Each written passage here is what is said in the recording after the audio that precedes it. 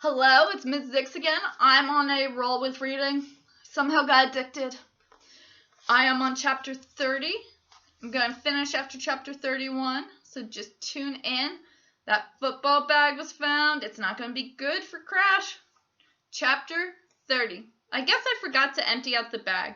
I couldn't remember where I'd left it, but obviously my mother had stumbled across it. You could almost see the stink fumes rising out of it. I was going to take it, but my mother had other ideas. She let go of her nose, held her breath, turned the bag upside down. Stuff came falling out into the back steps. Socks, shirts, jocks, towels, candy wrappers, pizza crust, Cheerios. Mouse! Mouse? Abby shrieked, Mouse! It was a mouse, all right. It landed on a sock and scampered over a shirt and down the steps into the grass. I ran the opposite way. Abby went after it. Here, Mousie! Here, Mousie! At first I thought she was going to try to catch it, and then I realized she was herding it towards the wood pile. I couldn't see it in the grass. It looked like my sister was going to chase a ghost. Finally, she stopped in front of the pile. I think he's in there, she whispered. She patted the pile. Make yourself at home, Mousie. The wood goes, my father said. Abby planted herself in front of the pile and folded her arms. The wood was going to go over her dead body. I was shaky the rest of the day. As I was picking up from the back steps, I noticed a clump of stuff. Pieces of paper, cloth, thread, dust balls, Kleenex, all wadded up. The mouse's nest. The rat had been living in my laundry bag, probably since the football season started.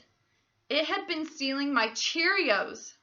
I'd carried that bag back and forth to school every day. I thought about the times I stuck my hand in to pull something out. For 2 months, I was inches from a rodent. I carried a rodent around. We ate the same cereal. We slept in the same room. I heard something outside. I looked out the window. Abby was slamming sticks into the wheelbarrow.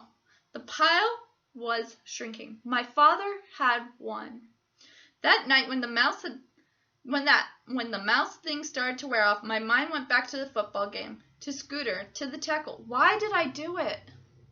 I was just being me, that's all, the Crash Man. I mean, it's true, I was a little mad at Scooter all week. It was his fault that he pressed the wrong button on the camcorder and none of the film turned out. So there was no movie of the day I broke the single season scoring record. Okay, so I was a little upset about that. Who wouldn't be? But that's not why I tackled him. That night, I heard him telling stories and Abby laughing in his room. They called for me. I said I was busy. Real late, after midnight, I got out of bed and went down the hallway. The house was silent. All the bedroom doors were closed. As quiet as I could, I turned the doorknob, pushed open the door. The edge of the hallway light rolled up the bedspread like some little sunrise. When it got to the head of the bed, I almost croaked. It wasn't him. It was my sister. I closed the door. I went back down the hall. It felt like the pictures on the wall were looking at him. I opened my sister's door. There he was. Abby must have fallen asleep in his bed, so he just switched rooms with her. I stood at the doorway looking. He was sleeping on his back. He wore a tank top undershirt. And he was old. I'd never seen it before. Not in the kitchen. Not at the football game. Not when he took us places. But now sleeping in the bed of my 10-year-old sister, on her Sylvester sheets and her Tweety pillowcase. He was just about as old as anybody I ever saw. I didn't like it. I closed the door and went back to bed. I didn't use my nightlight for a long time. I turned it on. I had a hard time getting to sleep. I wanted them back in their right rooms. The next day, when I checked the backyard, the woodpile was gone. Where it used to be was now Abby's old dollhouse.